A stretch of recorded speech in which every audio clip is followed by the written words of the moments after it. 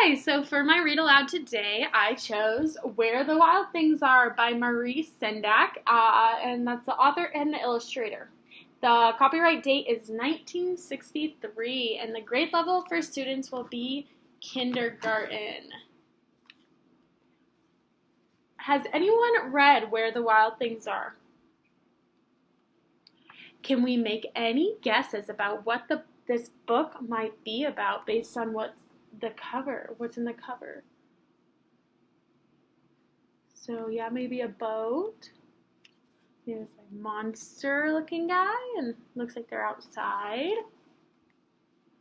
So what do we see on this cover? Just lots of, oh yeah, there's some water, some grass, yeah, the boat.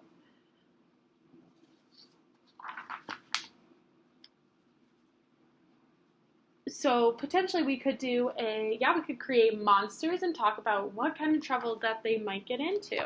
Then on the back we just have the moon, some more water and trees. So we're going to go through and we're going to point, we're going to do a picture walk. First page is blank. Yep, there's some trees.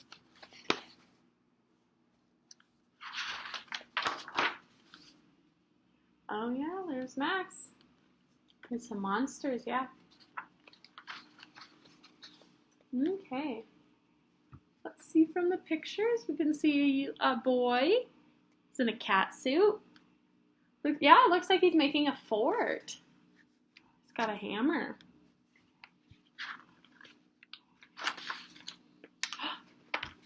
What do we think he's doing here? Yeah, he's chasing the dog. What? Yeah. What are he chasing the dog, and then what happens? Oh. Yep. Oh, he could be creating mischief, like one of the words we talked about. Yeah, mischief, playful, tease, mock, or make trouble. And then our other ones, just as a reminder, are tumbled, which means, yeah, collapsing, crashing. And then gnashed, which is going to mean grinding, anger, striking. And then rumpus is our last word. Commotion, noise, disturbance, and uproar. Yeah. Okay. Okay, now we're going to go through and read the book.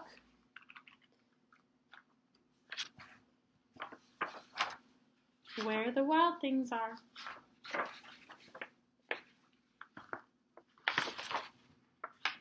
Yep.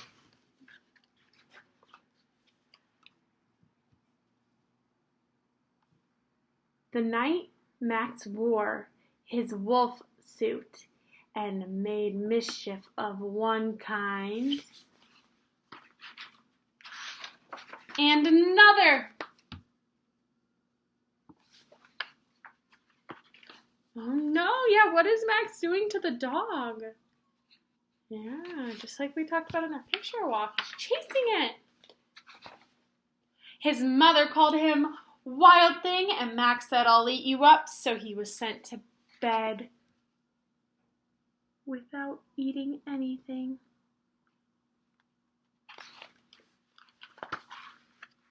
That very night in Max's room, a forest grew.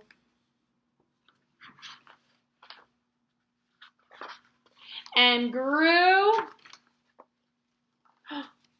Yeah, what's happening to his bedroom? Does anybody even see his bed?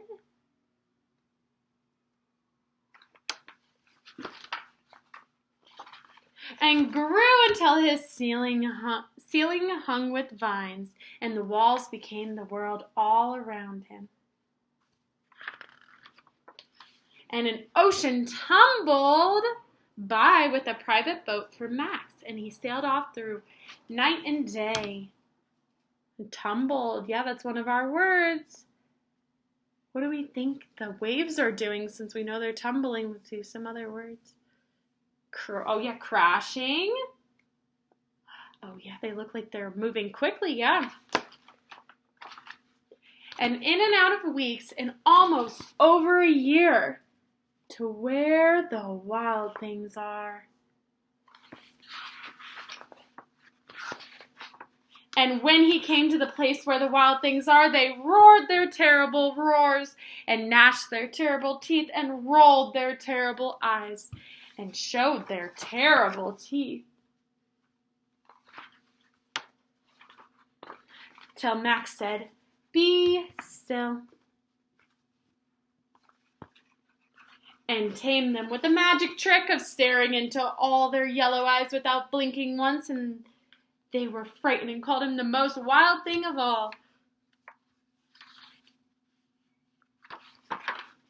And made him the king of all wild things. And now, cried Max, let the wild rumpus, it's one of our words, start.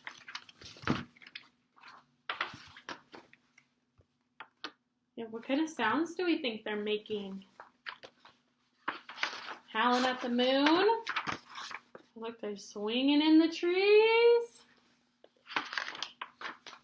Look, it's got a piggyback. Now stop, Max said, and sent the wild things off to bed without their supper. And Max, the king of all wild things, was lonely and wanted to be where someone loved him best of all. Then all around, from far across the world, he smelled good things to eat, so he gave up being where the king of where the wild things are.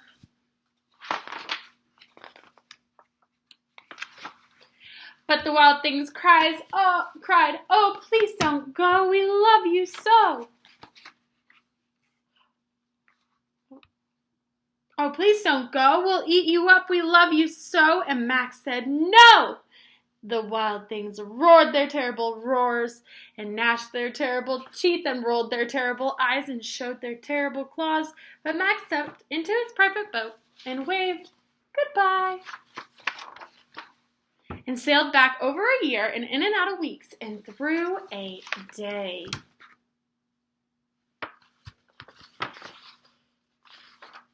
And into the night of his very own room, where he found supper waiting for him.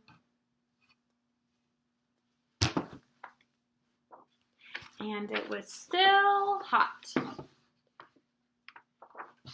Why don't the wild things want Max to go?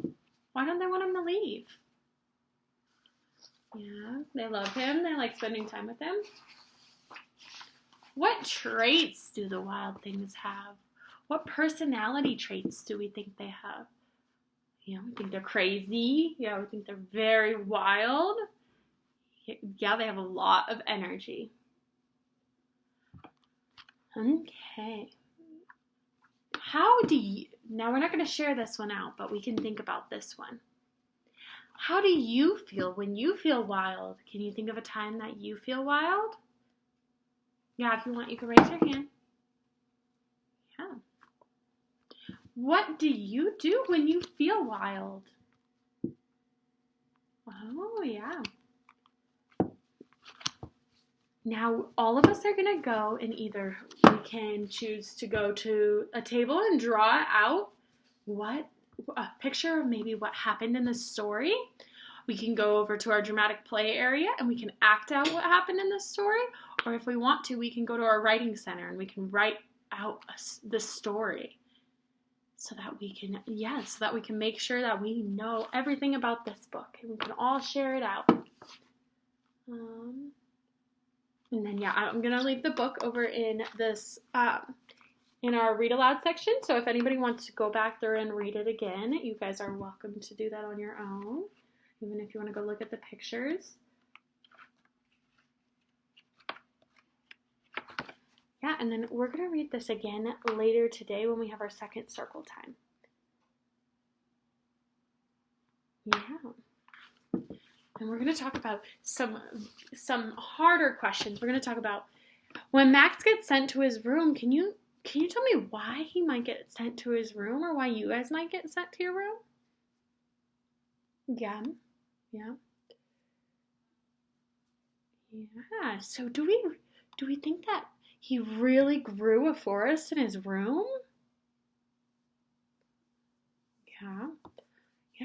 Maybe he used his imagination. And then what happens when he leaves the wild things? Yeah, does anybody remember how Max got to the wild things? Yep, on a boat. Aw, does anybody remember how the wild things felt when Max left? Yeah, they were so sad.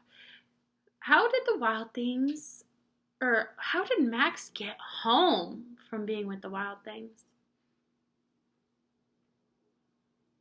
Oh yeah, so he went the same, did he go, yeah, he went the same both ways. Awesome. Thank you.